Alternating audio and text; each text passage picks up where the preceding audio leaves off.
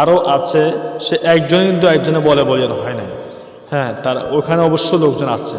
তো এগুলো আমাদের মাথায় খুব রাখতে হবে, আমার মাথায় খুব তার সাথে কে কে শেল্টার দিচ্ছে, তার কে কে এই বিষয়গুলো তাকে সাহস দিচ্ছে, তাকে অবশ্যই খুঁজে বের করতে হবে।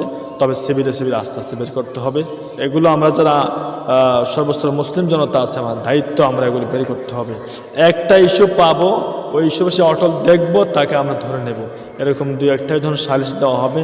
অবশ্যই না, আমরা উগ্র বলতেছি না, কাউকে মারধর করাই আসলে আমাদের কাজ না। তবে হ্যাঁ, পরিস্থিতির শিকার হয়ে যখন দেখবো যে মায়ের ছাড়া কোনো উপায় নাই, তখন মায়ের উপর কোনো কি নাই, কোনো ওষুধ নাই। তো যাই হোক, আসলে আমরা কাউকে ছাড় দেব না। নাস্তিকবাদী এদেশে কোনো নাস্তিকবাদী সার নাই। তো আসলে কথাগুলো বলে ফেলছে। তো যাই হোক, সবাই সুস্থ থাকবেন, ভালো থাকবেন। ধন্যবাদ। আসসালামু আলাইকুম ওয়া রাহমাতুল্লাহি ওয়া বারাকাতুহু। ভিডিওটি লাইক কমেন্ট শেয়ার করে অবশ্যই পাশে থাকবেন।